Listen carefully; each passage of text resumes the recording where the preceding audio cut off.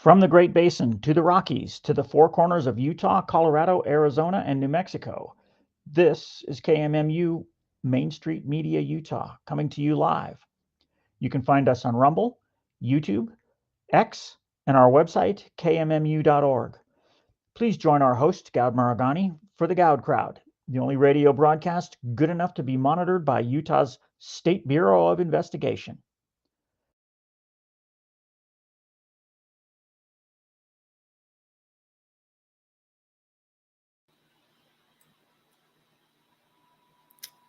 Okay, everybody. Well, welcome to the Goud Crowd. I am your host, Goud. So today is Memorial Day, so I wanted to start. Let me say, so it's a solemn day, and it's one where we honor and remember the men and women who have fallen to protect our nation. And so this day is for those that didn't come back home, and I wanted to kind of memorialize them to start the show. So, Mr. Producer, if you want to go ahead and play taps.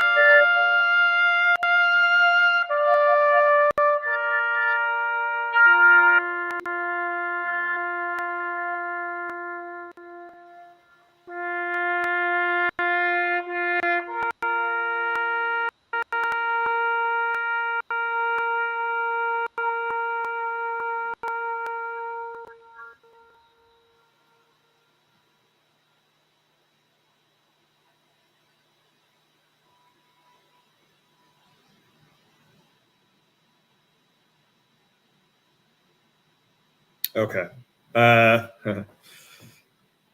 Hard not to have that pull at your heartstrings. I also wanted to read about a couple of men who died and didn't come home. These are more recent people. The first one is Major Brent Taylor.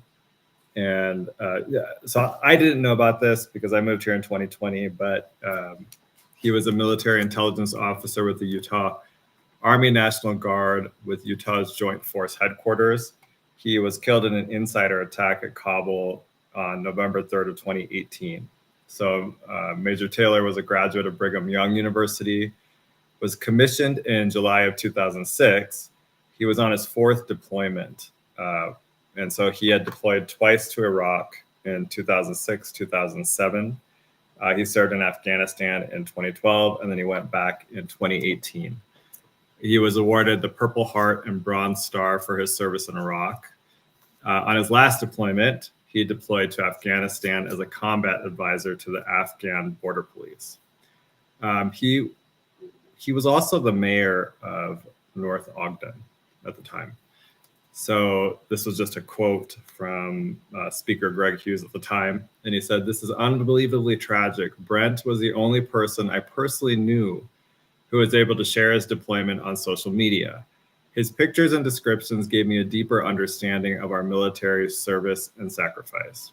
He left behind his wife, Jenny Ashworth Taylor, and 7 children between the ages of 4 and 17. So our prayers are with them today. And the second one is Staff Sergeant Taylor Hoover. He was one of 13 service members killed by a suicide bomber during President Biden's, what I would call, disastrous withdrawal from Afghanistan. And he had served in the Marines for 11 years at that point. He was 31 years old when he was killed. So he joined when he was 20. He went to Hillcrest High School, so probably, I'm guessing a lot of people here know him and probably know his family as well. So just here's a little description from a memorial website about him. So Taylor joined the Marine Corps on September 3rd of 2010 and graduated from MCRD San Diego Boot Camp on December 10th of 2010. Throughout the course of his military career, Taylor was deployed overseas 5 times. Taylor was presented with many awards and honors over his tenure, had many duty stations, and attended each with the utmost honor and respect. Taylor's drive and passion for the Marine Corps stemmed from his embedded family roots and desire to train his men to be the best they could be. He left behind his family. And like I said, I think a lot of you probably know him because he's from here. So our prayers are with them today. And now we'll continue with the show. We're going to bring on Trent Christensen, and we're going to change the show up a little bit. And he is actually going to interview me. So Mr. Producer, if you want to bring Trent in.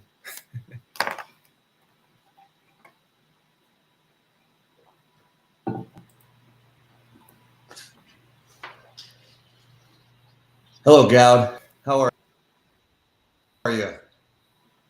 I'm good. How are you? Well, a little bit emotional, but I'm good. We can... Yeah. Thank you for that tribute. It's a solemn day, and it's an honor for me. This is my first interview, and to do this with you on Memorial Day is really something special. So thank you. I want to say good afternoon to the Goud crowd and to everyone listening today. My name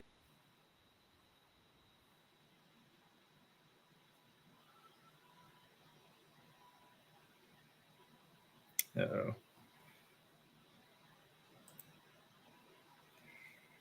Do we have a freeze problem, Mr. Producer? You're good. We lost Trent. Trent, you might want to try logging out and logging back in. You're frozen.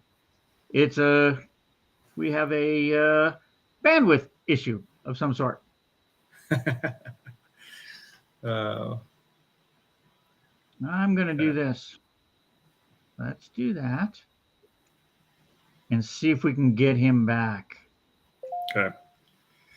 Don't worry, everyone. We are having a technical difficulty, but this is what happens when you have live radio, as those of you who regularly listen have learned. If you notice, I'm dressed a little bit nicer than usual. In some training, I was told that I need to dress nicer for the radio show. So here you go. I will now be wearing collared shirts. So well, and you can't see me, so I'm good. You know, I'm just behind the scenes here. Yeah. Sometimes I was trying to wear T-shirts that are from local companies, but I guess. Okay, Trent is back. So okay. Let me drop him in and drop me out. Okay. Yeah, I was trying to advertise local businesses sometimes, but I think we're gonna be dropped. Oh, there you are. Okay. No worries. So what did you hear me say, if anything, before I dropped out? Well, I don't know what you were going to start saying. You had kind of introduced yourself. I think you were just about to start the interview, and then you froze. Well, no worries. I'll say it again because it's true. It's an honor to do this today, especially on Memorial Day, Goud, to interview you and to be a part of the Goud crowd and to talk to your audience. And, so I'll just say it again. I have the privilege to turn the tables a bit, sit down with Goud and do an interview with him on his show.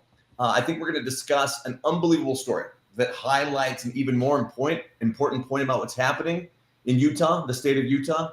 Goud, I know you have a loyal audience, but for those just tuning in or may not be familiar with you, let me provide a little introduction, if that's okay, of you, as if you're the guest for the first time on this show. Does that work? Yeah, go for it. Thank you. Goud Maragani is a first-generation American whose story began when his father came to the U.S. for opportunity and his mother followed for love. Goud's journey has taken him from the courtroom to the battlefield, serving as an officer and military lawyer in the Judge Advocate General Corps in both Afghanistan and Kuwait, and working in key legal roles within the U.S. Justice Department, Patent and Trademark Office, and in private organizations. His expertise has helped organizations navigate complex systems, create accountability, and uphold the law. And today, Goud's here to talk about a freedom every American deserves, the right to speak your mind. So, Goud, how are you today? Good. Good. What I thought we could do is just start with your background. I know I gave you a little bit of an intro, but I'd love for you to give some explanation on your upbringing and kind of what led you to this place today. Okay, so I grew up in the suburbs of Chicago. My parents, like you said, are immigrants from India. I went to undergrad at the University of Illinois at Chicago. Stayed close to home, and then for law school, I actually went to Georgetown Law School in DC. I ended up, and then I graduated in 2003, so I've been practicing for 22 years now. And Yes. I stayed in DC actually for 16 years because I worked for the federal government in different capacities at the Department of Justice and the tax division. I spent a couple of years at a law firm. That was actually a horrible experience. And then I also worked at the Patent and Trademark Office. And then I ended up, I met a guy. We were actually together for 8 years. We ended up moving from DC to Dallas. And we lived there for 4 years. That's when I was there is when I went on my second deployment, and I was deployed in Kuwait, Iraq, and Syria with a Special Operations Joint Task Force to fight ISIS. And then when I came back, he's my ex now, but at the time I came back and he was like, I hate Dallas. It's too hot here. I want to move somewhere colder. Yeah. And we had gotten a big Akita, and Akita is like cold weather. So, so I looked for jobs, and I wanted to go in-house at the time. So I found the job here at Lucid Software. And that's how I ended up in Utah. I came here for a job. And you still have the Akita? Yeah, he's still kicking. I mean, he's going to turn 8 this year, so he's alive. He's old. Okay. He's definitely, you can tell. So tell the audience, why law school? What intrigued you about the law? Oh, well, like when I went to college, this will sound stereotypical, but like most Indians or children of Indian immigrants, I wanted to be a doctor. And then I went and I saw open heart surgery because we had a friend who was an anesthesiologist, and she thought it would be a good idea to have me go and observe it. And it was the most disgusting thing I've ever seen in my life. So it was a good idea, just in the other direction, right? I was like, no, not for me. And then in college, I was an English literature major. So I liked writing. I liked analyzing. I ended up taking a year off between undergrad and law school. I worked at a law firm doing some like random job called a docket clerk that doesn't exist anymore. Yeah. And I thought it was cool and interesting. So that's all it was. It wasn't anything. I don't really have lawyers in my family that told me to do it or anything like that, or history of it. Yeah. Okay. Well, good. So you've become a pretty powerful voice on the right. What got you interested in conservatism generally, but also in becoming as active as you are? Well, I would say I probably grew up pretty conservative, and then because like the area of Chicago, the suburbs I grew up in were Republican growing up, but I went to college and I was probably a little bit more on the conservative side, but I went to law school and I became like a liberal, so maybe that's a knock on law school. And then in 2007, in 2007 to 2008, I volunteered for Hillary Clinton's first presidential campaign, right? Because I thought, she'd be really good for president.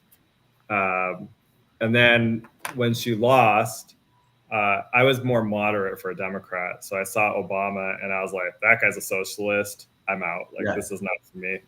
Yeah. I ended up going, so after that happened, I ended up kind of, exploring different things. I actually went to a rally where Sarah Palin was there. People always think it's weird, but a lot of the way she talked kind of resonated with me. Okay. And that kind of started my path down, getting back to maybe being conservative. And it was because she was very common sense. Like where I grew up, people talk, they're plain spoken, they're common sense, they're like normal, everyday people. It's not maybe what you see in DC. If you live in DC ever, everybody wants to know who you work for is like the first question. But when you lived in the suburbs of Chicago, nobody cared. Like you could know someone for years and have no idea what their job was. So that resonated with me, and that just started my path where over time I became more and more conservative. And at this point, I would say I'm probably, based on my own kind of view of this, I'm probably more conservative than 90% of my neighbors, and I live in Riverton where it's pretty Republican. So. Yeah. So Sarah Palin was sort of the impetus for your conversion into conservatism. Am I hearing that right? Yeah. That's great. What then led you, because there's conservatism and then there's activism, right? And I know you ran for office. Tell us a little bit about how you got to the point where, you wanted to put yourself out there, right? Run for office, be very active, get your opinions out there. Yeah. Well, I had been a little bit active over the years through like the Log Cabin Republicans, but it was always kind of lighter activity. It wasn't anything as heavy as what's happened here, where I'm actually really involved in stuff. What changed that was the 2020 election. And after I saw how the elections were run, and just thought it was total, at the time I said it, I thought it was stolen, and it was just there's no transparency, very poorly run. Yes. And so what that did is, at the time I was listening to the Steve Bannon's show, War Room, and they were saying, okay, everybody should go and become a precinct chair so you can start getting involved in the party at the grassroots level. Right. So I went. Yeah. So I actually went and I tried to become a precinct chair, but I live in Riverton, so there already was one. And so then I thought, okay, I found out about the state central committee, and I was like, okay, I'll run for this. And I ran for it, and I had, my planks were pretty simple. It was like censure Mitt Romney, and then do some sort of election evaluation. I don't remember exactly how I put it, in Salt Lake County, because my theory is that Salt Lake County has the worst run elections because it's been run by at that point by Sherry Swenson. She had been there for 30 years. I guarantee.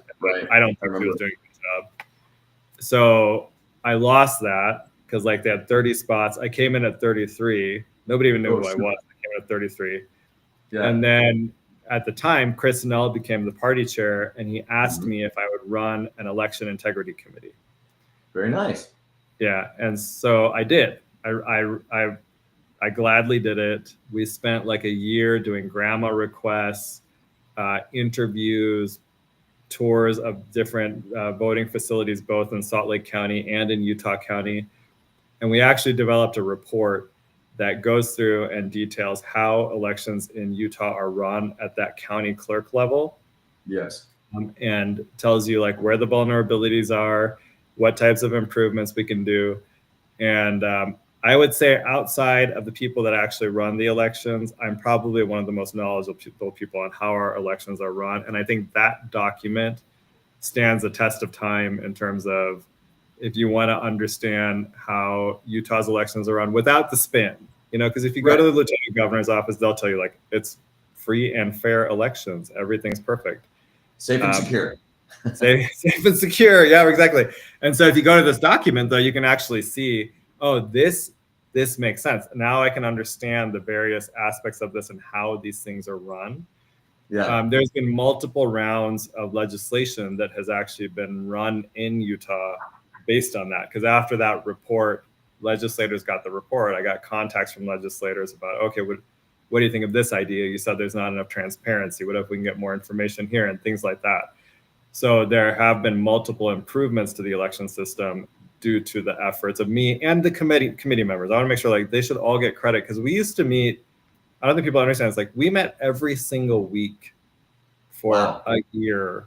We did a lot of work went into this, and it was because people were dedicated to wanting to understand the election system, figure out if there's any problems with it, and how we can make it better. So hats off to all those people. And that is why I ended up running for county clerk. It was because of that. Okay. And that was, what year did you run in? 22. So the election integrity committee, we did that in 2021, and we put the report out publicly in 2022. But I ran for county clerk in 2022. I see. And then you ran again in 2024, is that right? Yeah, in 2024, I ran for the state house seat for District 48. Okay. Yeah. And tell us about that experience. I mean, how does working on the SEC compare to running for office and sort of that the platform that it gives you to get your voice out there? Tell the audience about that. Well, okay, just so the timeline makes sense. In 22, I ran for county clerk. I lost in the general election, right? I got massively outspanned. They came after me like it's insane. Yeah. And it's fine. I mean, on a personal level, I don't really care. Like, I'm fine with people attacking me in public. That's life. Then in But you're a powerful, I mean, you've done the homework. You knew all the ins and outs of how these elections are being run and not run. It makes sense, right, that they would come for you. Yeah. No, 100%, because I understood it's because when I ran, I was never saying things like the whole thing is a fraud, everything is a joke. Right. I was actually very specific about the types of reforms that we were going to do. And obviously, like, if you're in the seat, you can do more reforms, but county clerks have a lot of power. Right. And it is my view that there's vulnerabilities in our system right now. And I think that the Democrat Salt Lake County clerk exploits them to benefit Democrats. So they don't, and actually I would say to also benefit establishment people. So because the Republican Party, our establishment figures don't actually want that seat to be held by a Republican. And if you want to see what happens when an actual conservative holds it, look at Utah County, where Aaron Davidson is someone that's exposing all sorts of problems and actually going through fixing things with data. That's what would have happened up here as well. They don't want that, though. What they want is a system where they can game it. Yeah. Yeah. So what it sounds like you're saying is, you've got a powerful voice, but not because you have a big megaphone. You've done your homework, right? You went and you were on this committee. You did the homework. You learned, you put the report together. People are calling you, and because you have that background that maybe other people don't have.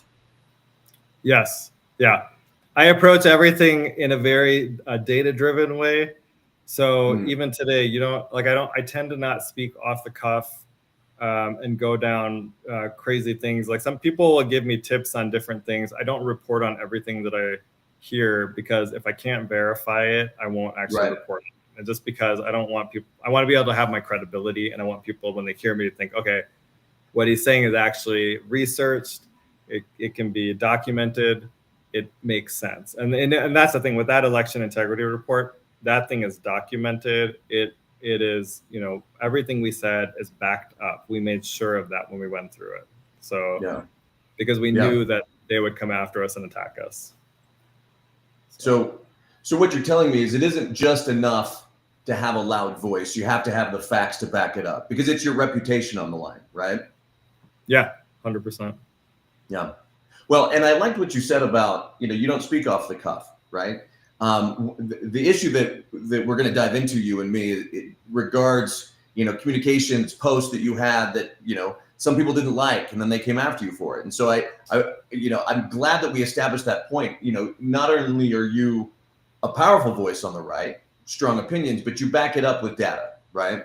And if someone wants to come after you, they have to come after the data. It's not just, Goud's a bad person. They have to say, well, what does the data say?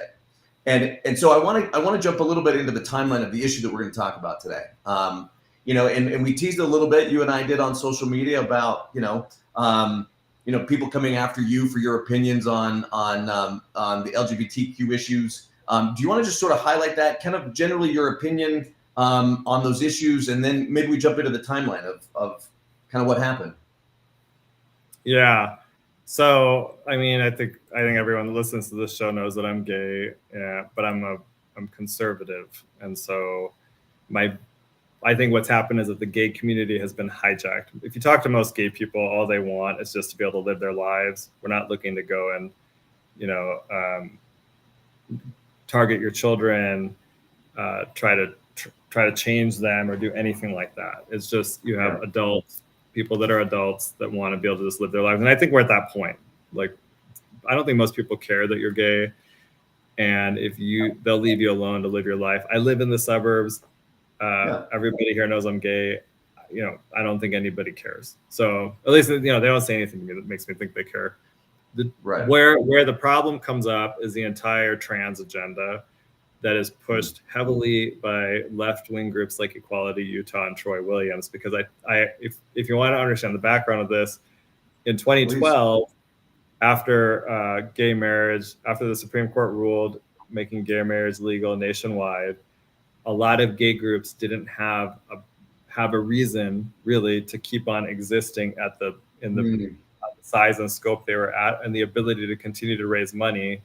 And so they came up with a new thing, which was this whole trans agenda, and running around and trying to turn. And really, what it is the trans agenda is just, it's inherently evil. That would be how I would say it, because it gets at basic truths. Like, there are men, there are women, you are born a particular way and you cannot change it.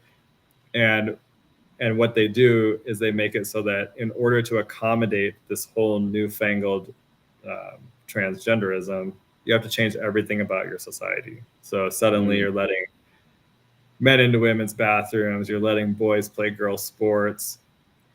You're actually, you're just, and I'll say this, typically what you see with people whose children are trans or come out as trans or whatever is that the families start to fall apart.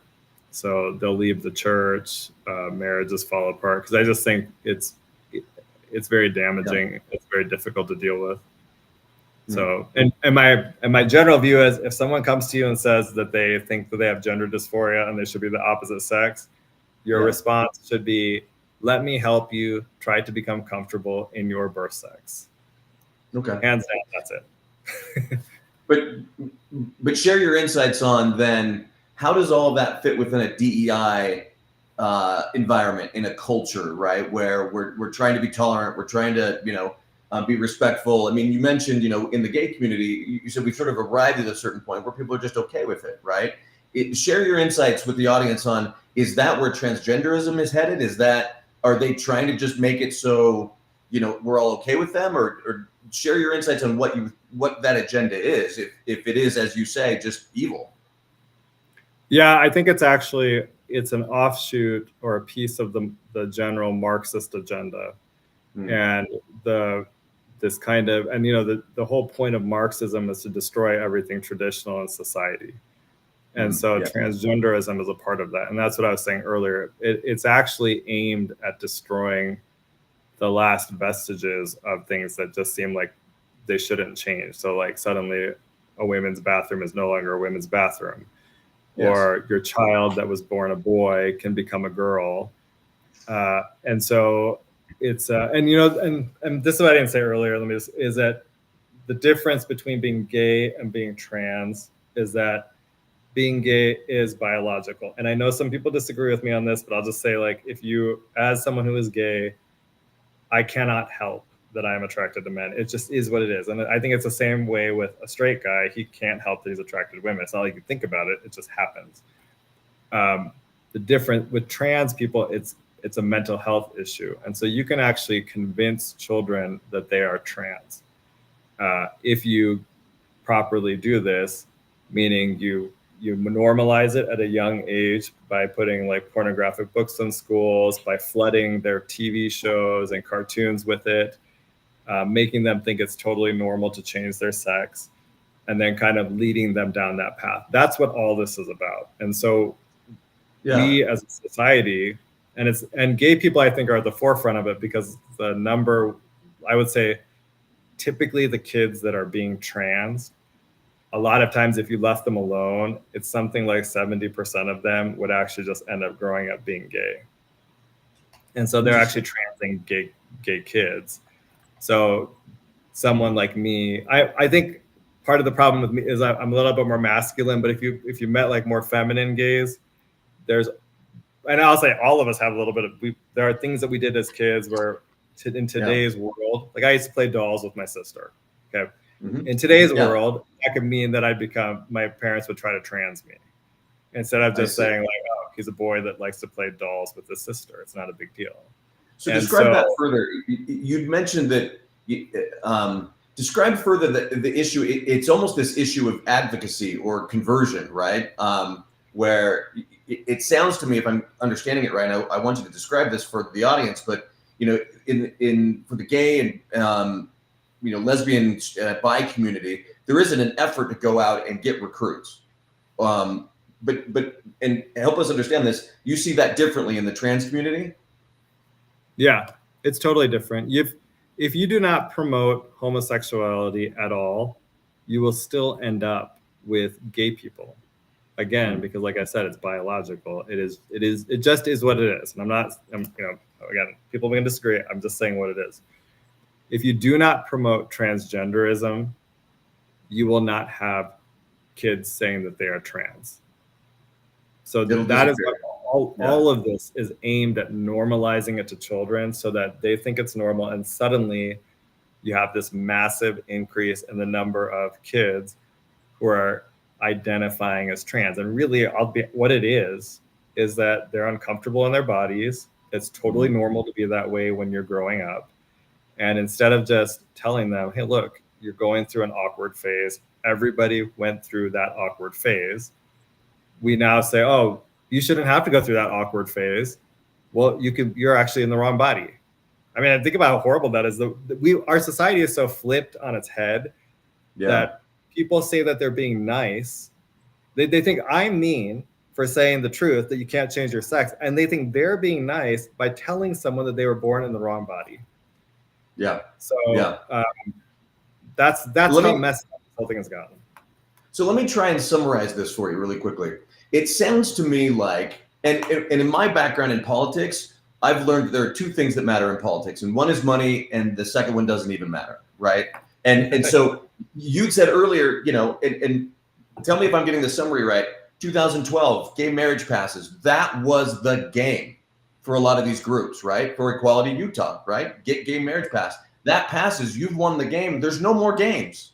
And which means there's no more money. There's no more urgency to go out and get donors to give me money because we got to get gay marriage passed. Well, guess what? You already did. So now you need a new goal. You need to move the goalpost farther, right? And so, what I'm hearing you say is that new goalpost is transgenderism.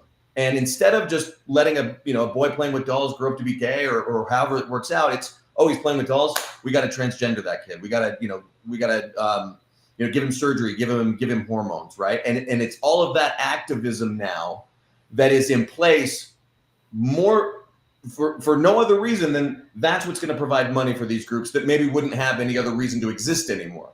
Am I getting that right from your point of view? Yeah.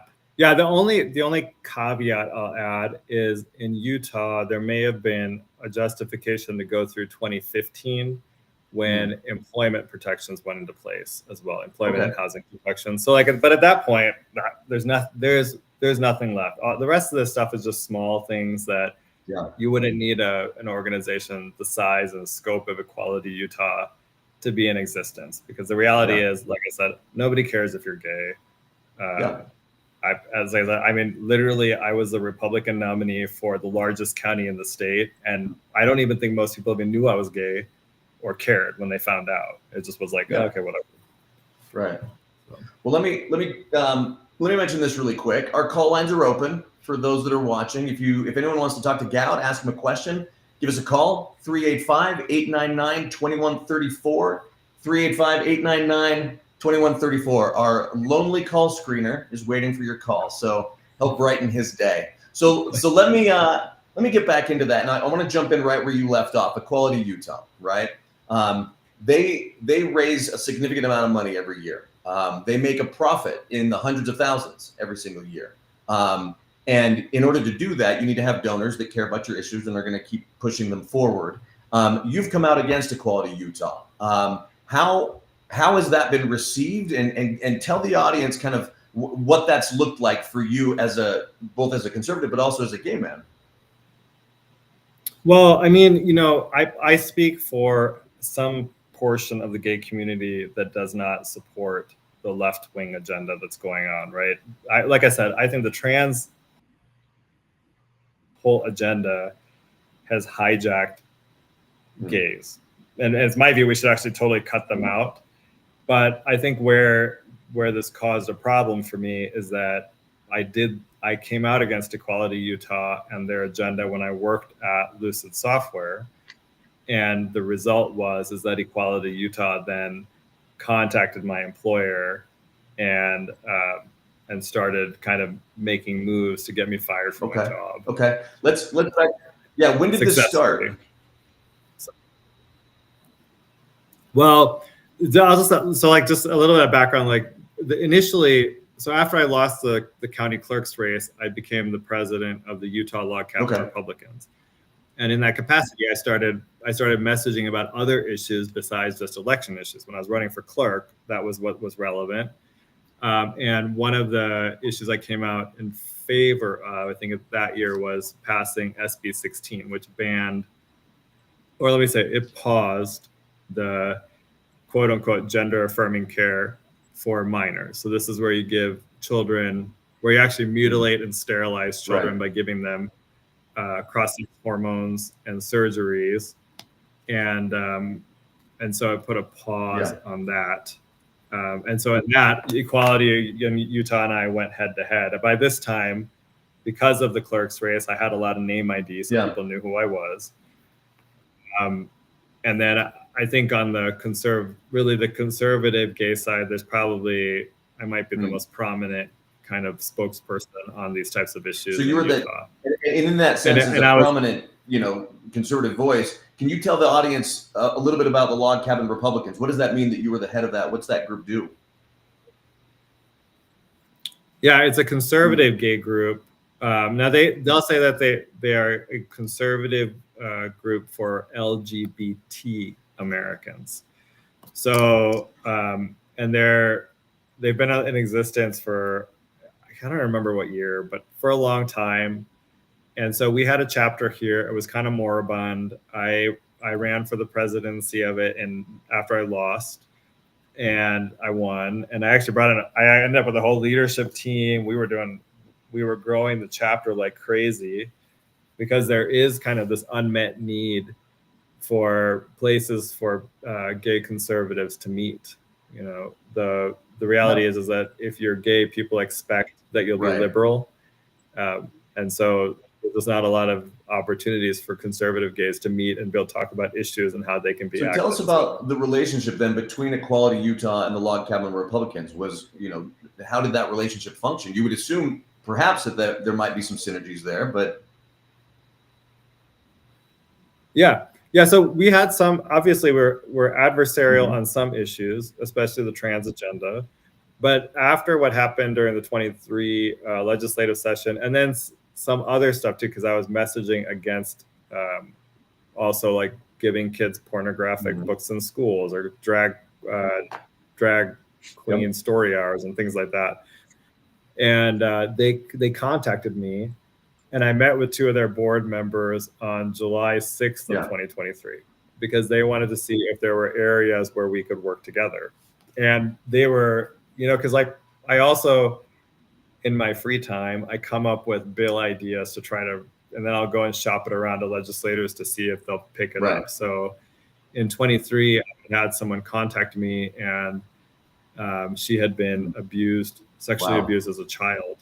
And she wanted to see the laws around the duty to report change, because in Utah, if you're a clergy member and you learn from a perpetrator during confession that the perpetrator had abused a child, you're not required to report that to authorities. And I had some ideas about how to at least narrow that exception or change it. I had discussed that with them, and they were really interested in it, because one of the board members had worked at a Curtin McConkie, and they represent the LDS Church, and so he was like, "Oh, I've actually had to deal with this on the other end. I think that's really interesting." He was like, "Do you think you can be successful?" I'm like, "I don't know, but I do think we can push this at least past the initial limit, because in the past, Democrats have tried to run it." So I'll just Representative Angela Romero, she's tried multiple times to run the bill, but she's a Democrat, so it's going to be hard to be successful. And she wanted to completely get rid of the exception. But I was actually coming at this a little bit differently, and I wanted to do it through a Republican. And I ended up finding a Republican who did it. And in this case, it was Representative Lubay. He ran it. And so there was some synergy there. Like they were interested in the topic, and then they wanted to have a follow-up meeting between me, Troy, and then the two board members in August. So there were some synergies that between the Log Cabin Republicans, between your work, your activism, and what Equality Utah was doing.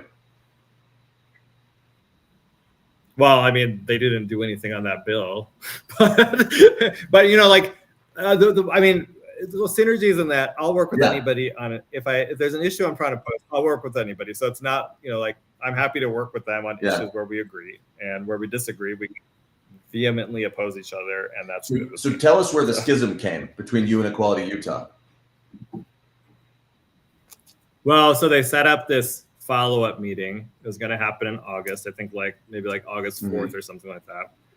And then I tweeted in between those two dates because in the interim, I exposed that men were being allowed to use women's locker rooms in Salt Lake County, at the Salt Lake County Rec Center. And so I had exposed that, and then I tweeted about Troy Williams. And if you want, I can pull it up. But I basically said, I called him Mascara Troy. Okay. Because he wears mascara. But I said, the beginning was, have you noticed that Troy Williams and Equality Utah are quiet on the issue of men in women's locker rooms? Cat got their tongue, or is Troy too busy applying his mascara and glitter, getting ready for another exclusive at the governor's mansion? So, this is like we're both gay, so I'm just like, it's supposed to be like ribbing him. But so anyway, they canceled the meeting because he got offended. They canceled the additional meeting between Equality Utah and the Log Cabin Republicans.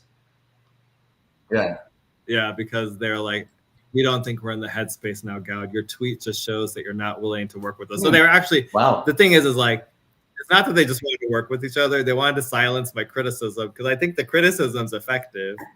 And so when they canceled the meeting, Troy Williams then emailed the head of HR at Lucid. And that was his first email where he started to attack me with my employer. And he basically said, you know, hey, we're very concerned about Goud's disturbing behavior towards Equality Utah and transgender women in general. And here are a bunch of his tweets, and they screenshotted a ton of my tweets and sent them to the job. As far as I understand from what you're saying, there was one tweet about Troy and whatnot. Were there additional? I mean, talk about some of these other tweets that he sent. Were these anti-Equality Utah? Were they?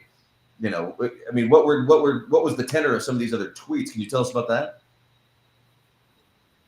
No, the tweets are all kind of about the trans issue and various aspects of it, and then criticizing Equality Utah and Troy Williams for their positions on it. So that's what this is about. So keep going on that. I mean, it doesn't sound like. And I think this is an important point to get to later in the conversation. What Troy didn't do was ask for a public debate, or come out publicly and disagree with you, or disagree with your tweets, or he went directly and privately through a back channel to the HR of your employer. Am I understanding that correctly? Yes. Yeah, exactly. I mean, if he just tweeted about me online, we wouldn't even be talking right now. It's not I am fine with that. Tweet about me all you want. Criticize me in the paper if you want to. Those things are just, if you're going to be involved in politics, that is something you should expect. You're going to be criticized. Where this took it to the next level is the private secret communications with my employer. And the thing is my employer was a certified business equality leader, which is a program that Equality Utah runs with Equality Utah. So they had met some standards to get this designation from Equality Utah to be considered this certified business equality leader. So when Troy emails them complaining about me, and also part of his complaint was he was afraid that I was going to attack his transgender employee who was coming to Lucid to do training about Veterans Day. And so the thing is like, there was no basis for what he said, because I have interacted with that, his name is, I'm going to say he's a man, but his name is Olivia Jaramillo. And I had interacted with him multiple times in person and been perfectly pleasant. You know, I wouldn't attack him. And I wouldn't even go to the training, because I'm not going to waste my time learning about I am a veteran. I don't need to go to training by a transgender woman about what it's like to be a veteran. I already know what it's like. Yeah, but I want to dig a little further into the timeline here, but I think we have a caller. Dwayne, do you want to put the caller on? We have a caller for Goud on the Goud Crowd Show. If that's ready. Here we go. Your caller is ready. Diana, say hello. Trent, say hello. Hello. Hello. Thank you for calling in. What question do you have for Goud? Can you hear me? Yes. So, Goud, it's great to hear about your story. I absolutely love it. So I am a single mom. I've got 3 little kids, and I love what you're saying about how the transgender community is basically more or less pushing the mutiny of our kids, you know, the mutilation of them. I grew up back east, and so my culture is a little different than, you know, typical Utah culture, where homosexuality is, you know, a massive no, you don't do that. My big question to you would be, as a parent, how would you help, you know, parents understand that their child genuinely is gay versus, you know, that they're being groomed into this transgender culture, as we'll say? Yeah, excellent question, Diana. Yeah, Goud, what advice would you have for parents in that situation? That's a great question. And grooming, that's the word. I couldn't remember the word. It is grooming. It's a great. This is what I was. I'm not, just so it's clear, I'm not a parent, and so I just want to make that clear to people. But I had this. My sister actually had. She lives in San Diego, and so my nephews are in the schools there, and San Diego schools actually heavily promote transgenderism to children, and as a family, we have a sense that my younger nephew may be gay. I mean, you know, he's like 10, so it's unclear, but he has kind of the tendencies. So no one would be surprised if he came out as gay one day. But he did come home one day and ask my sister, "Oh, hey, I think am I supposed to be a girl?" Some people at school said I should be a girl. Wow. And the way that my sister handled it was to say, and I think this probably comes from the fact that we were raised by Indian immigrants, so it's a little bit different, but she basically said, "No, that's not a real thing. You can't change your sex. I birthed you. When you came out of me, you were a boy. You will always be a boy. You cannot change that. So you need to get that nonsense out of your head." Wow. Now, in that case, it worked. And there's one other thing I'll tell you too, is that they have a trans kid in their class. So my sister said they came home one day and they said, "There's this girl who says she's a boy." And my sister was like, "I can't believe I had to deal with this. This is so ridiculous." But she told her kids, "You are not allowed to be friends with that kid. And you are not allowed to go to that child's house and hang out with them." And I will say this, I know that sounds mean, and I think a lot of parents are be sensitive to that. But the problem is that if the child at 10 or 11 years old is saying that they're trans, it is likely that the parents are going to be activists and that they will promote that to your children. And so you really, I guess maybe the bottom line is here, you want to protect your children from people that are promoting the trans agenda as well. I know it's hard. I know it's difficult because it's in the schools and stuff like that. But so I would just say, just protect them as much as you can when these types of things happen, and be honest with them about the fact that they cannot change their sex and it's not a real thing. And I think that's the best parents can do, is like really try to be frank and blunt. And along those lines, say something about, you know, if he does come home and has those tendencies or or, there's also a certain amount of love to provide to the child to say, and, you're a boy, you'll always be a boy. How would you go about saying, you may have gay tendencies, or, is that even something to discuss with the child? I mean, because to your point, the child may be gay, but that doesn't mean that they need to be transgendered. It might, help me understand that. Honestly, I wouldn't even talk to a child about being gay. I would just say, like, if your kid, if you have a son and he has tendencies like what I was talking about, like you played with dolls or things that seem more, he has all girlfriends, right? There are these things, there's signs you'll see. You just let it be. Because if being a boy doesn't mean you have to act a particular way. And this is why a lot of gays think the entire trans agenda is homophobic, because our point is there's a whole range of what you can be, and you can be a man, right? Like you don't have to go hunting and be fishing and doing all these like things that people think are butch. You could also just be a man who likes to knit. You could be a man who wants to be a gymnast or wants to be an ice skater, like all these things. There's nothing wrong with that. So I would say with kids, you just let them have free range and let them find themselves, and don't suggest anything to them, right? Like if you think a child is gay, just let the child be. It's not really, it's because you never know. Like I said, in my example, we don't know it's for him to know what it is. It's not for us to try to decide. We may have our feelings or like inklings as to where we think this is going, but I would never share that with him. That's not appropriate. Like he should discover for himself what he thinks is right for him. Well, thank you. And thank you for that question, Diana. And did you have a follow-up? I did. I just wanted to thank Goud for saying all of that. The part where you were saying how, your 10-year-old nephew, he very well may be homosexual, but it's not your place to say anything. That is music to my ears, because you're not pushing a narrative.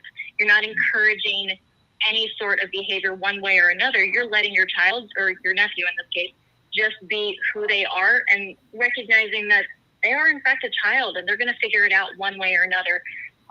So I appreciate your words very much. Thank you. Good. Thank you, Diana. Well, let me get back to the conversation, and appreciate that caller. And again, please, the lines are open, 385-899-2134. More callers in to the Goud crowd and talk with Goud Maragani today on Memorial Day. So let me get back into where we were. So you're heading up Log Cabin Republicans. You have a meeting with Equality Utah. They canceled the next one because of a tweet you sent out about Troy and his mascara.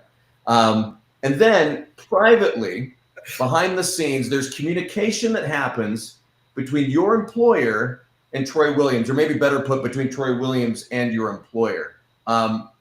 Describe that. How did you even find that out? Go ahead. His first email was on August 1st, right? So he had sent this email. That's the first salvo. He didn't hear back from Lucid initially. Then on August 5th, I think this is a Saturday, I tweeted saying that I was proposing a censure of Amy Winder-Newton at the State Central Committee for supporting Equality Utah and helping them raise $45,000 to defeat conservative Republicans in our state.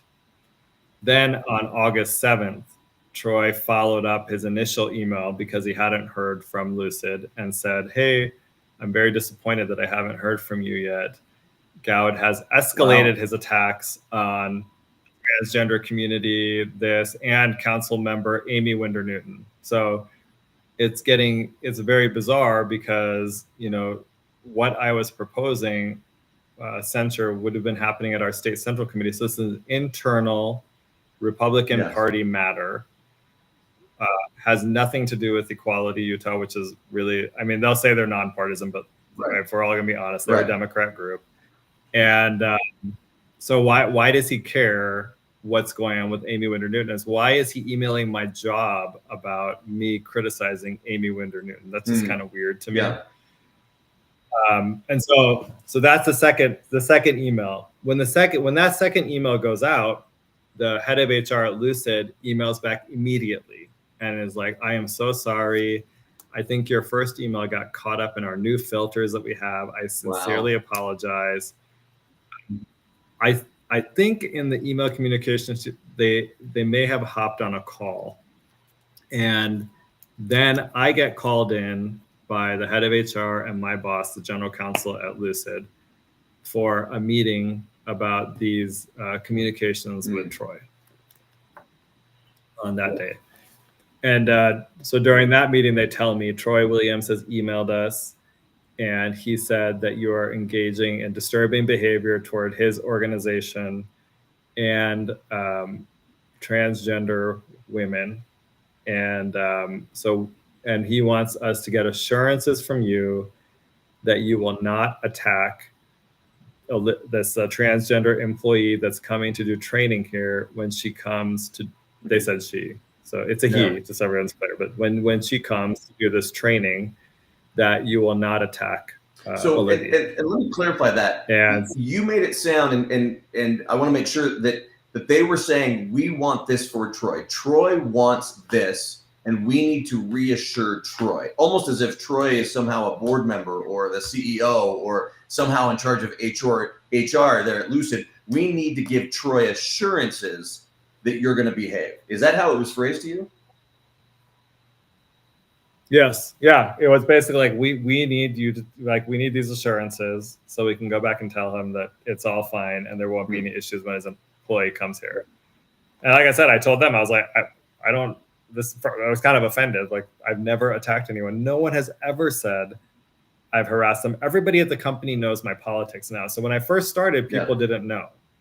When I ran for county clerk, like initially they still didn't know because it was focused on election issues. But then the Trib did that hit piece where they found some posts I had done in Telegram, and they broadcast it all over the place. I mean, it's just fine. It's social media. Like, again, I'm not complaining, but then when that happened, my boss actually had a meeting with me the day that the Salt Lake Tribune article came out. So this isn't, I'm rewinding a little bit. It's in 2022.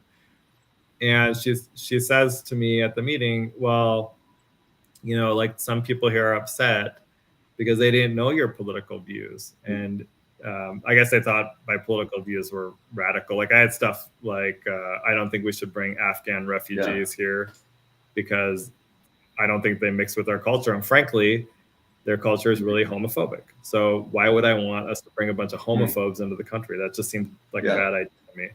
So people there didn't like my viewpoints. And she's like, people love working with you, but now they don't know how to feel. So I had to, like, smooth things over with some people because, it's like, you can't have your own viewpoints. Well, but they did not discipline me.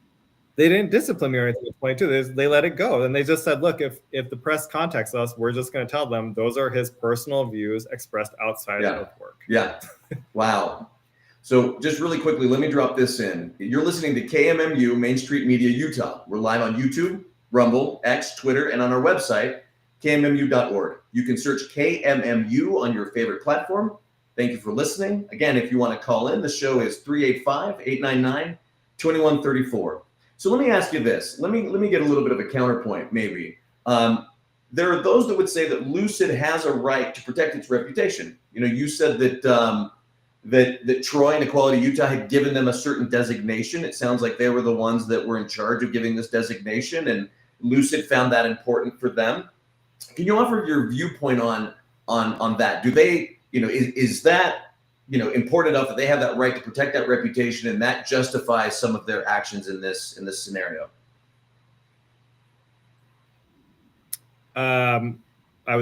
No. The thing is this, is like, in Utah law, in 2015, they passed the Utah Compromise. And in this bill, they added protections for gays and lesbians and transgenders to the employment and housing laws. And in exchange for that, they also included a provision that says that employers cannot discriminate against you for your outside of work expressive activities. And that doesn't just apply to homosexuals or LGBT, that applies to everybody. Is that correct? Correct. It was actually like the LDS Church was involved in it. It's aimed at protecting religious conservatives from being targeted at work for your conservative viewpoints. But it's supposed to apply to everybody. We're supposed to be protected at work Yeah, and so no, they can't just say, oh, that law no longer applies because we perceive that our reputation is being damaged. And I'll just add, the Business Equality Leader Program is supposed to make it so that the jobs are more welcoming to minorities, especially, I would assume, gays like me. So it makes no sense that you would have that certification and then you would discriminate against the gay guy for not having the viewpoints that you think that they're supposed to have. Right. You know? Well, and just, if I may, kind of on this thread, what's your opinion on DEI initiatives generally? I mean, you know, they have fallen out of favor now with the Trump administration. Do you see them as positive? Do you see them, you know, some would say, well, they were positive as an idea, but as they were implemented terribly. What opinion do you have on sort of some of those DEI initiatives? No, I think they're bad. They should be eliminated. And I'll take it further. I don't even think employers should be able to collect data, any sort of demographic data about their employees. So, but what DEI, and I've said this on my show before, I think the biggest beneficiaries of DEI are actually liberal white women. Interesting. It's not aimed at actually like helping minorities in any way. It's aimed at actually like giving more power to these kind of people that are going to go through and do thought control throughout the employer, and turning employers into basically like universities where everybody is of the left. So I think they're bad, because what we should want is just, you know, color blindness and equality. You know. Yeah. So then, okay, so you have this meeting with HR. You're not punished in any way. Tell us what happens next. Well, there's more that happened. Like, I learned in the HR meeting that in addition to Troy's emails to the head of HR, an Equality Utah board member, I later found out it's this woman, Sunny Washington, that she contacted the CEO of Lucid to complain about me as well. So this is a coordinated attack campaign. Yes, full on. And I don't know any of this is going on. I'm just going about my normal, doing my work and then my political activities at night. So in that meeting, though, they actually instruct me, if you want to hold on to your job, you are not allowed to post about Equality Utah or Troy Williams anymore. And so I stopped. And the thing is after the meeting, because they were like, you know, if you need more guidance or you need more clarification, let us know.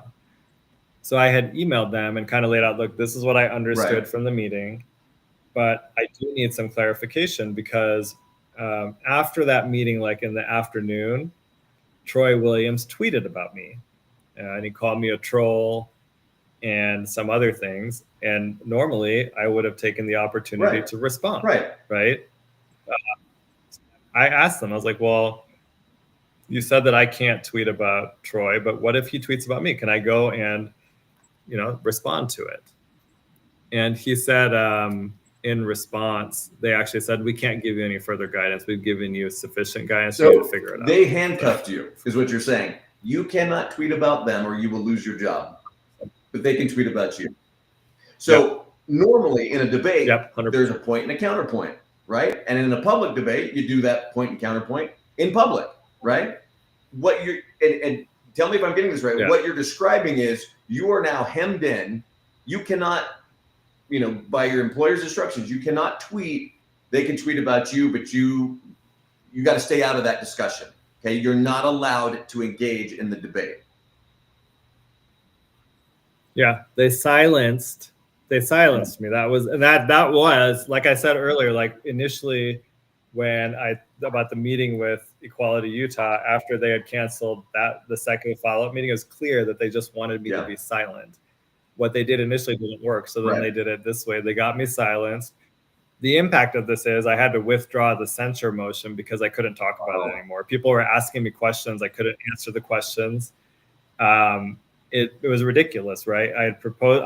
The censure motion itself was very well thought out and documented. Because again, like I don't just go off the cuff. I try to be very like measured. some people say I sound monotone because sometimes I think I'm thinking about things. I'm trying to be careful with my words. And so it makes me, I'm a little bit more monotone because I'm just trying to be very careful.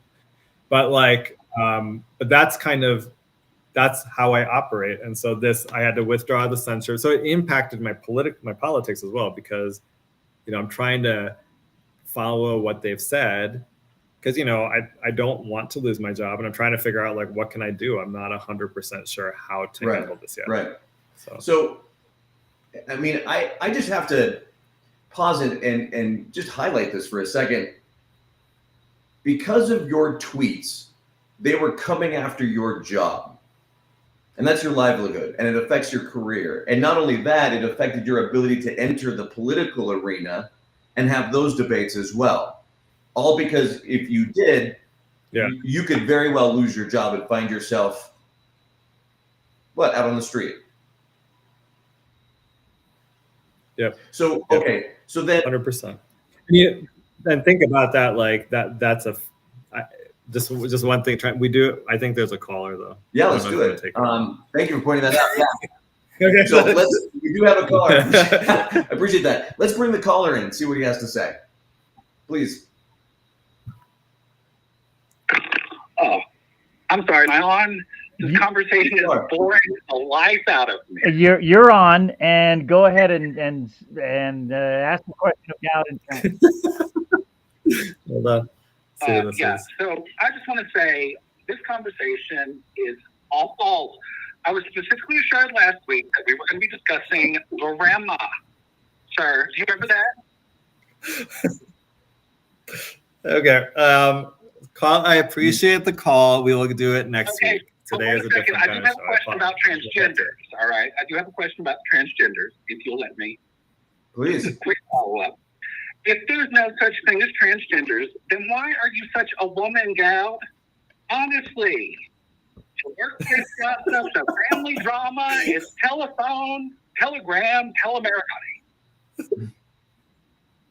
All we hear about okay. is Troy Williams, equality. The ratings are plummeting, sister. And I'll take my answer off the air. Thank you, caller. Yeah, I'll leave that to you. Thanks for calling. I'll let you be lead hitter on that one. We have we got a comedy break every show now. So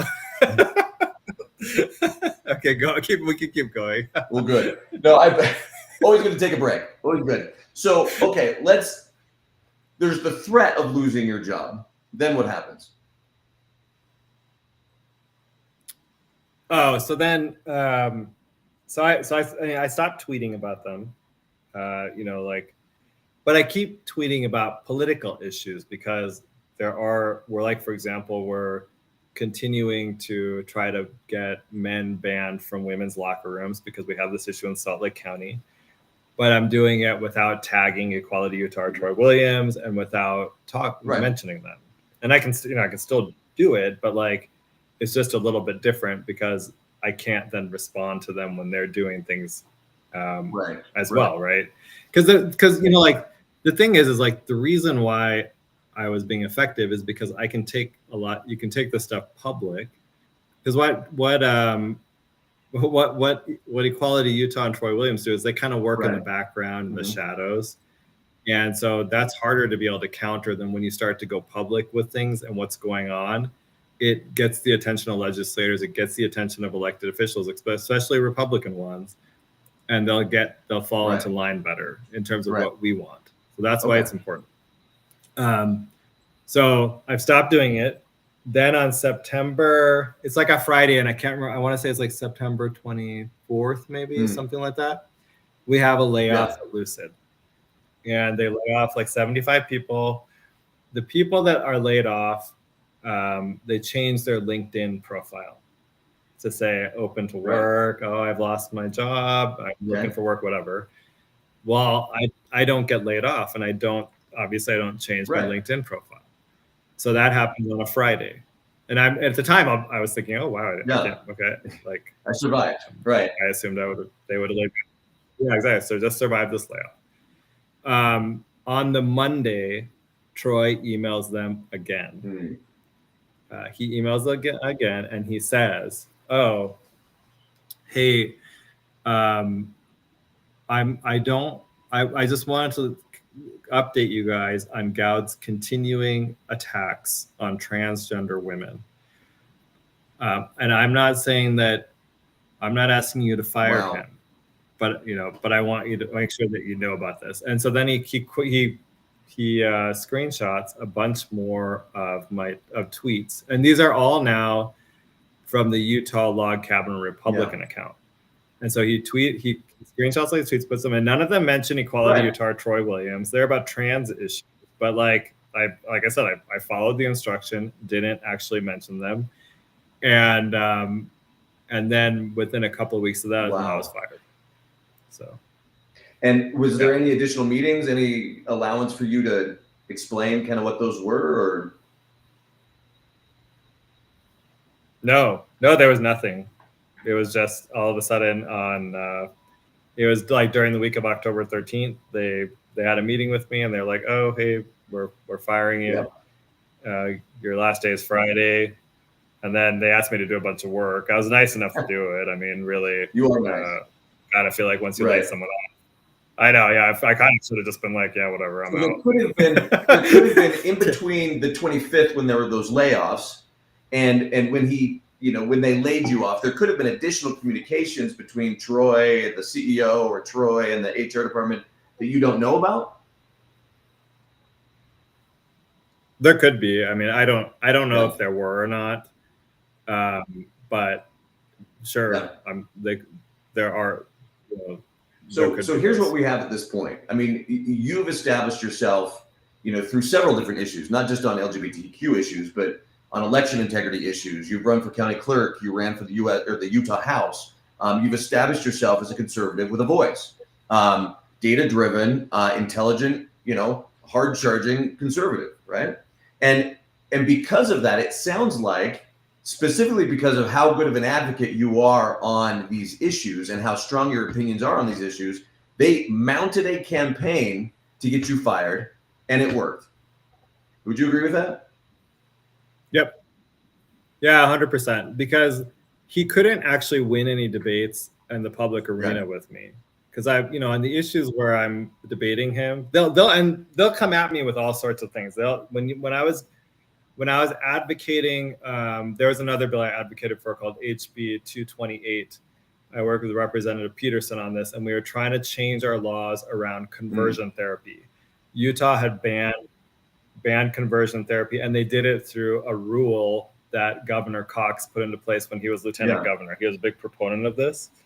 But the rule was so broad, it was so poorly written that therapists felt uncomfortable talking to children who are identifying as the opposite sex about trying to make them comfortable in their birth sex, because under that rule, that was defined as conversion therapy. Okay.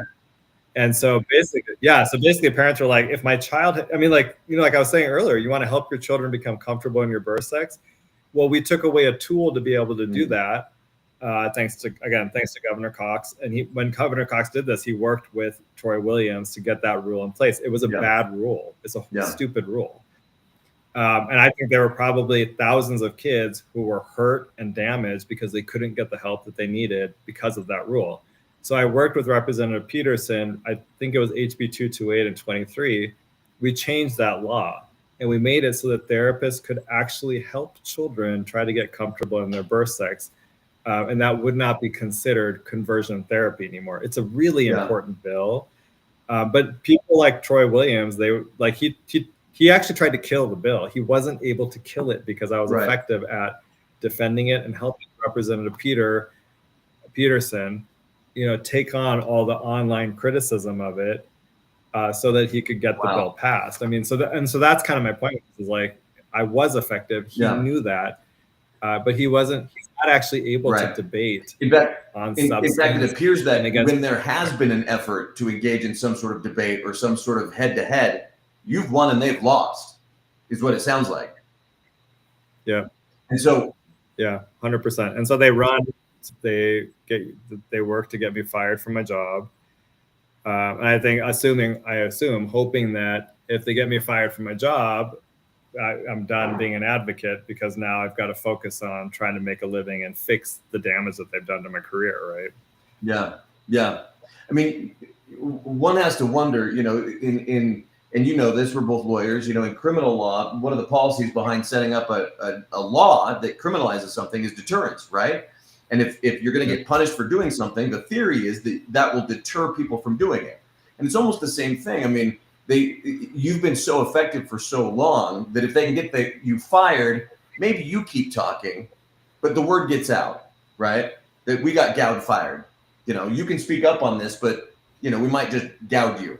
Not to make your name into a verb. That's probably not the best way to to advertise a brand to your name. But it's the deterrence factor. It's if you want to play this game with you, we will contact your employer. We will go to HR. We will do what we have to do, and we will get you fired.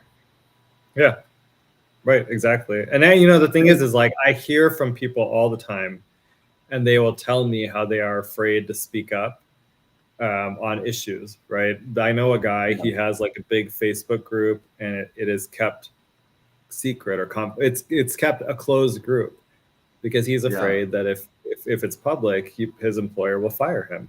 And for the longest time, I thought, that's ridiculous.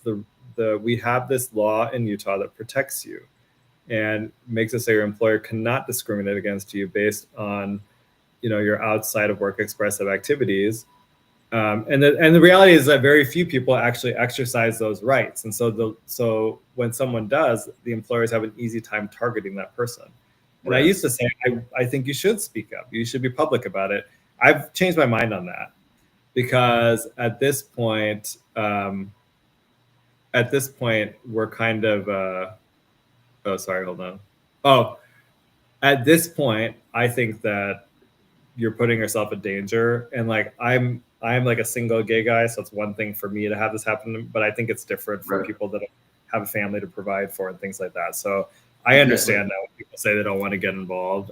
I think at this point, the legislature, there are areas where the legislature needs to step in. Well, let me ask you about that. I mean, you say the legislature needs to step in. You mentioned in 2015, they passed the Utah Compromise. There are laws that are meant to protect you. You and I are lawyers. We have not easier access, but it's a little easier for us to access those laws, to access the courts. So did you tell us more about what you did then? I mean, you got fired. There's laws that are meant to protect you. What was your response when you were fired from Lucid? Well, so I ended up so what happened is that I got America First Legal actually stepped in and they took my case when they heard about it. And so tell the audience who America First Legal is. They're a conservative public interest law firm that has been fighting all sorts of different issues throughout the country. Really, I mean, they do broad-based work promoting conservatives and conservative causes in the country. It was started by Stephen Miller, who's now President Trump's deputy chief of staff. Yeah. Right. Okay.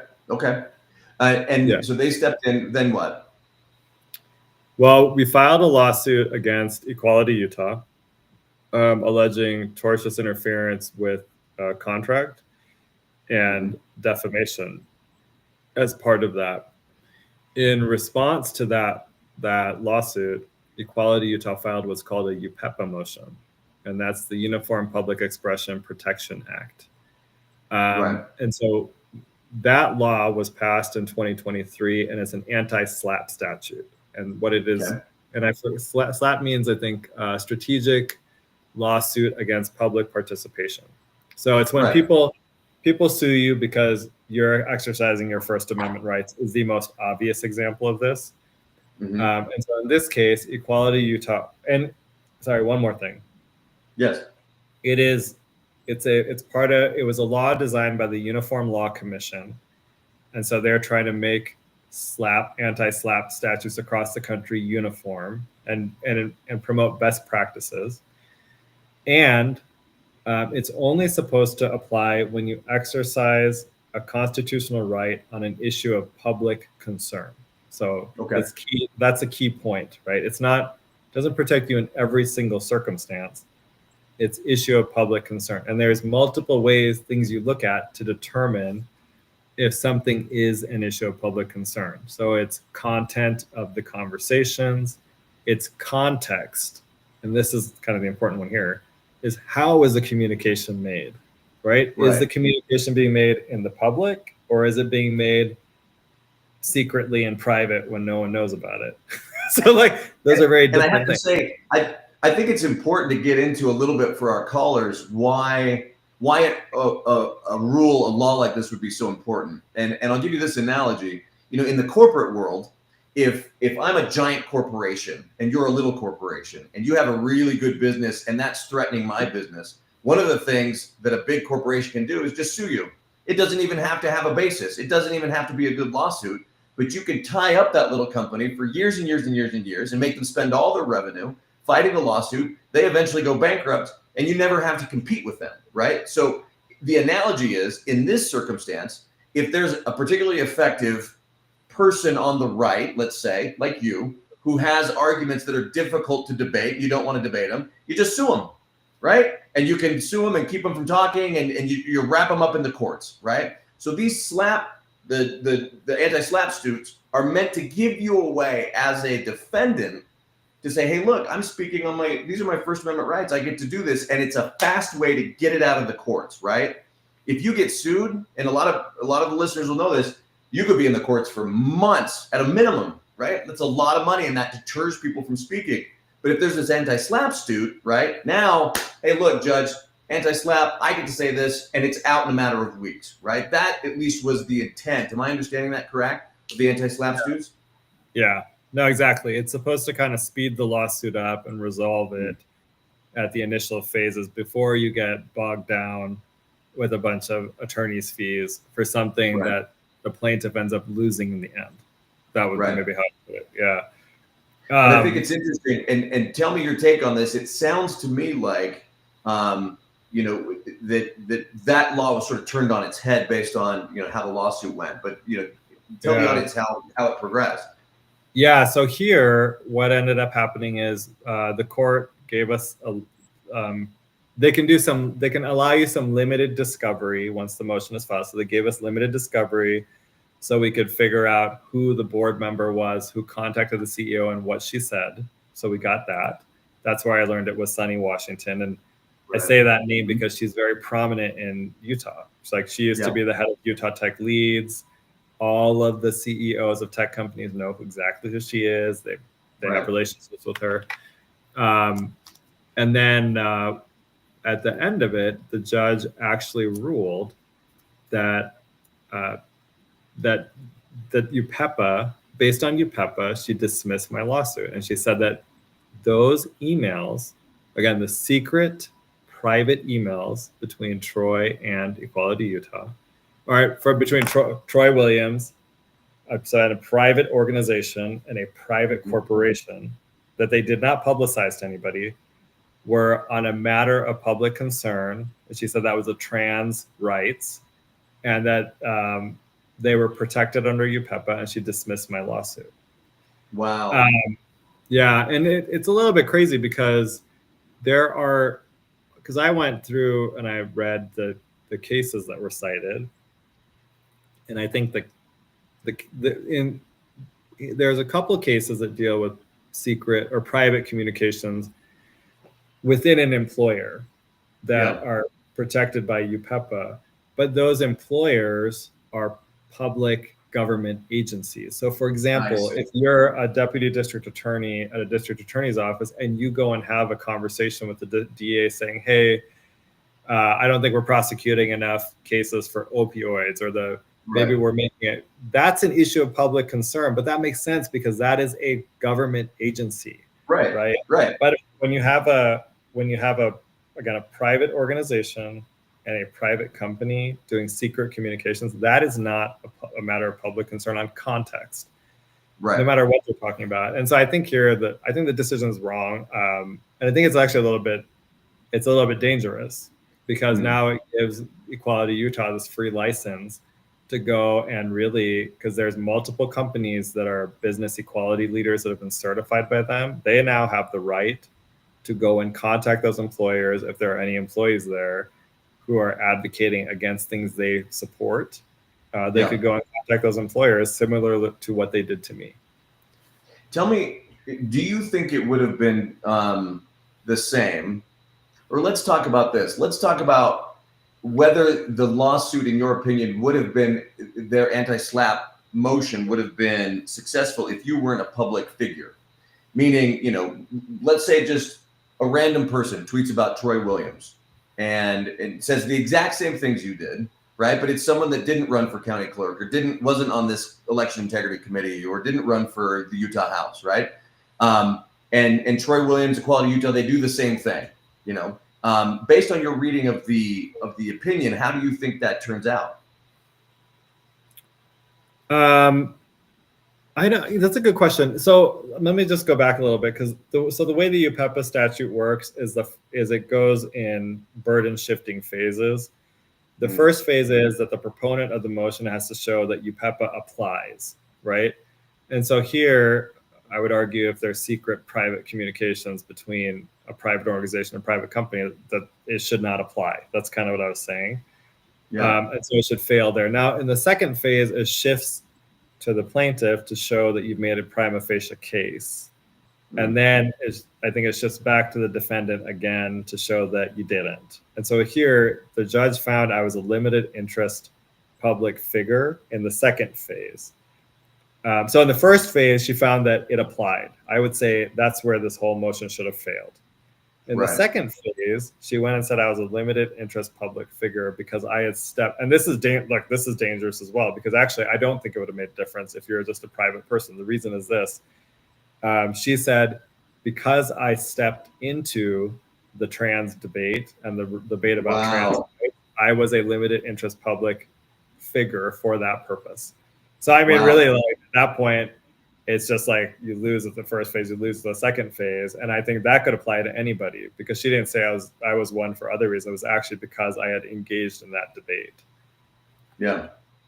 So I mean, you get to a point where you say, this isn't just about one instance. This isn't just about Goud. This isn't just about you losing your job or a job or somebody. I mean, this is a shift in the ability for Americans to have the freedom to express their opinion. I mean, at any point, if you step into, and I think that's really interesting how that was phrased, you step into this debate, at any point, you are now a target. Equality Utah, anyone else can come after you. You've stepped into a public debate, you can lose your job. And to me, that gets to issues of, you know, freedom. It gets to issues of free expression, right? You know, how is it, as a society, how do we come back from that?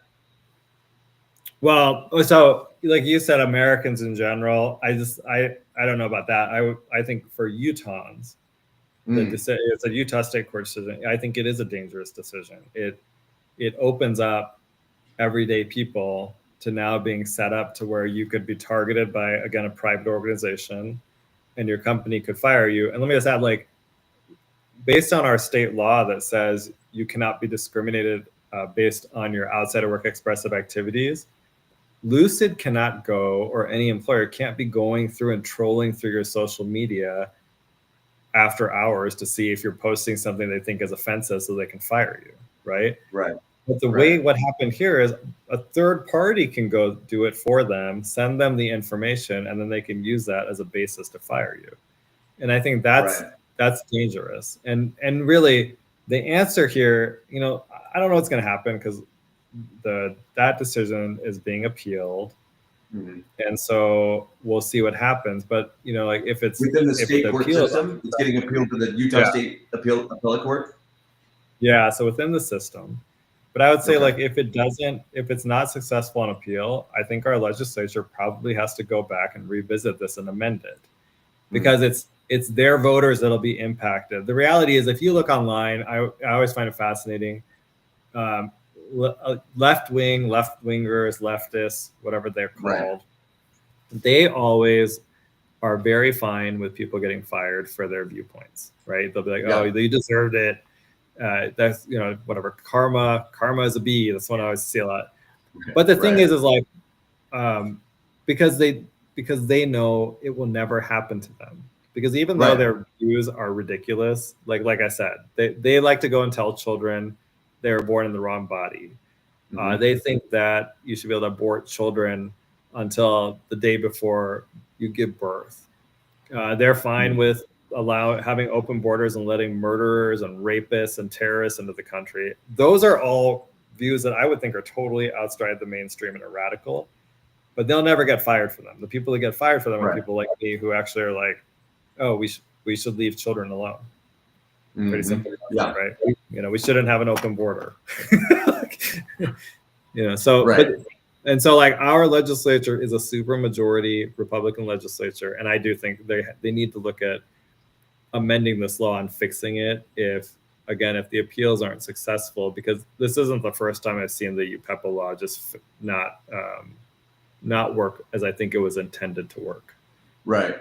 I mean, here, in essence, we have this clash of personal liberty, which as a society, as Utahns, but also as Americans, we've, always cherished these abilities to these rights to express ourselves, right? I mean, it's the First Amendment. It's the one everybody knows. So you have this clash of personal liberty with the cancel culture that's been, it's been allowed. And I think decisions like this spur it forward, right? It's playing out in the heart of Utah. You did say there was an appeal, but as I understand it, you also took this to federal court. Is that correct? The federal court's a separate lawsuit. That's actually it's a Title VII, so a discrimination lawsuit against my former employer. That's against Lucid. Yeah, and that I think actually does a very good job of laying out the timeline that we've been talking about in written form. And it's a public document; it's out there, and talks about how they stereotyped me based on my sexual orientation. Kind of getting to what we were talking about earlier, right? When that initial meeting that I had on August 7th, where they told me that I couldn't no longer tweet about Equality Utah or Troy Williams, one of the things that the head of HR said to me was, because I said something like, oh, like I'm gay, I'm a minority, and I'm a veteran. You would think I'm kind of the example of what DEI would want, right? And her response was like, well, that's why I don't understand as a gay man why you won't just work with Equality Utah. Right? It's like very offensive because I get that, because you're gay, you must think this way. Yeah, it's totally bigoted. It's just like when people look at a minority, or they'll say, I've heard this, people say this to me all the time, how could you be a Republican? You're brown. And you're like, well, I have my own independent thoughts, right? Like, that means nothing. You're being a bigot, but that's exactly right. That's just a bigoted statement and a bigoted attitude. So where do we go from here then? I mean, you said that the case is on appeal, but it's already, if I remember what you said, it's already been, cases like this have come up. The law has been applied in ways that probably wasn't intended. It was meant to protect people's ability to speak, not allow private organizations like Equality Utah to suppress speech. But that seems to be the way that it's being interpreted in the courts. Is the next best step, in your opinion? Well, tell us what that is, and how do people get involved? Yeah, I'll give you an example of the other example where the UPEPA law just didn't work correctly. Just because I think this will help people understand. But Amy Winder Newton is involved in a lawsuit. She's being sued for defamation and conspiracy by a gay man, and she accused him of harassment or sexual harassment. I think it got escalated to sexual harassment. And a bunch of other women did. I think everybody in the Republican Party knows about this. This is like before my time. But Amy actually brought Sylvia Miera Fisk into that lawsuit. So this is years later in 2024. So that lawsuit was filed in like 21. So 3 years later, she filed, I think, a counterclaim against Sylvia.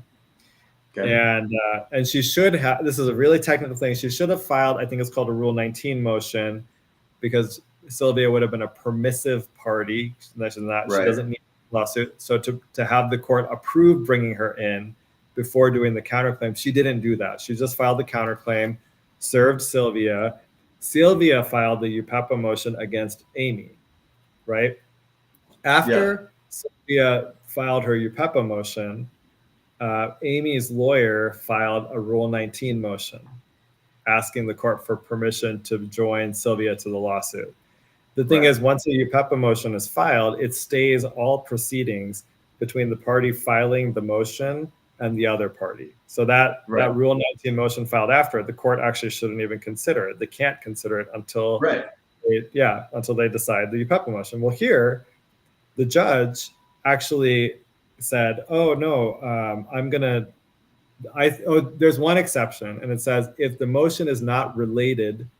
This other motion filed is not related to the UPEPA motion, the court can decide it. Okay.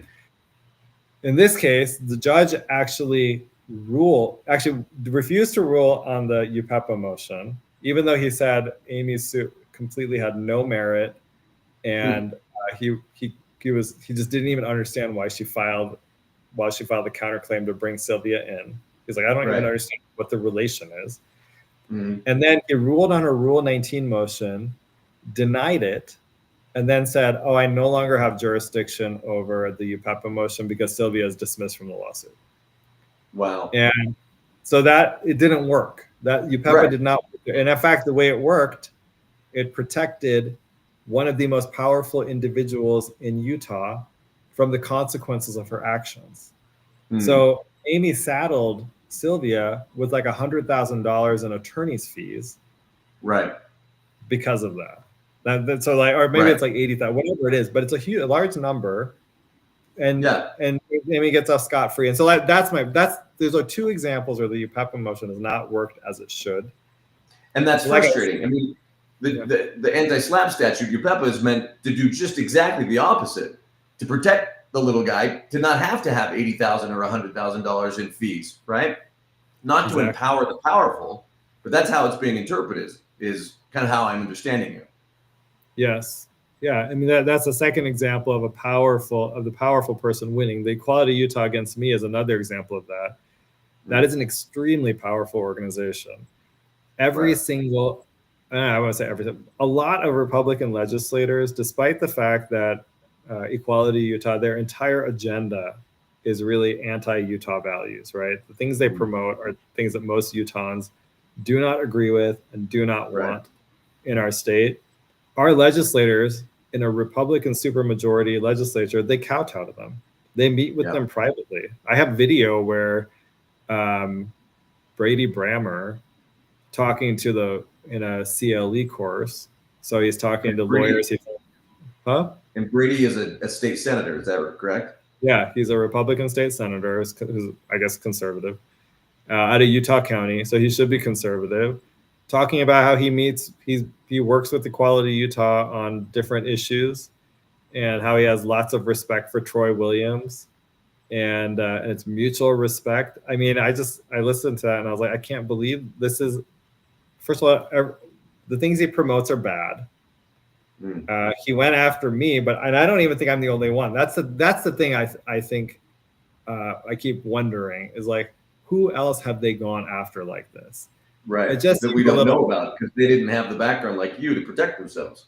Exactly. Or they didn't know about it because the employer didn't tell them. See, I think what was weird here is that my employer actually told me what had happened, because really they could have just had the meeting and not said that Troy contacted them, and just said, okay, we're a business equality leader and we don't want you to tweet about them anymore. That would have been a very different conversation. But without having disclosed those communications that had happened, I think you could have the same thing happen without disclosing the communication. So I wonder if there are other people that have been targeted as well. I don't know. But it just seems like it was a weird thing for him to reach out like that in the first place, which makes me think it happened before. Right. And it clearly wasn't their first rodeo doing this, right? I mean, it was coordinated. It was Troy reaching out, and then Troy reaching out again, and then a board member reaching out directly to the CEO, with whom she has, a professional relationship with, right? I mean, this wasn't an accident, and I think it does beg the question: when has this happened before, and when will it happen again? And if the courts aren't willing to stand up and apply these anti-SLAPP statutes correctly, then all it does is continue to empower Equality Utah to do exactly this and suppress actual Utah values. Yeah, and I think if this does not get what I would consider to be corrected on appeal, that the answer is we as conservatives have to go to the legislature and ask them to amend the UPEPA statute to fix it. And to me, and I don't know exactly what that looks like yet. So, but I would think something to the effect of maybe we carve out certain torts, or maybe we make it clear that it doesn't apply to this, like an employment situation. You cannot use a UPEPA motion if the allegation is that you interfered with someone's employment. Right. Otherwise, we're opening people up to being silenced, and it'll always be, just so everyone is clear, it will always be people on the right that are silenced, not people on the left. And so when we work our butts off to get the super majority legislature, and the least they could do is protect their own base from being attacked by left-wing corporations and left-wing organizations. Right. So, well, and let me put this in here really quick. At this point, you're listening to KMMU, Main Street Media, Utah. We're live on YouTube, Rumble, X, Twitter, and on our website, kmmu.org. You can search KMMU on your favorite platform. Thank you for listening. And Goud, let me say thank you. This has been, it's been fascinating. It's been interesting, and it's been a privilege, really, especially today on Memorial Day of all days, to be able to sit in the chair and interview you on your show. Thank you for what you're doing, for being the voice that you are, and for not backing down in the face of some of this, what I would call culture war terrorism. So thank you for that. And with that, I don't know if we want to end the show, or I can kick it back over to you and we can do some final housekeeping. I don't know. Do we have anything else to talk about? Mr. Producer, do you have any thoughts? It is a holiday. It is. Yeah. I'm probably good. Let's see if he'll pop up for us. He usually makes an appearance at least once. Let's see. It's the producer. We're gonna pop up. Any additional calls? I don't think he didn't say there's any more calls. So, oh, there he is. No, I'm here, okay. and I got a barbecue to go to. Okay. So good. So why don't we call it a night then? All right. Well, Goud, thank you. Fine by me. Thank you, Mr. Producer. Thank you to everybody watching today on all the different channels, and have an amazing Memorial Day. Thank you, everybody. Yeah, thank you. Good night.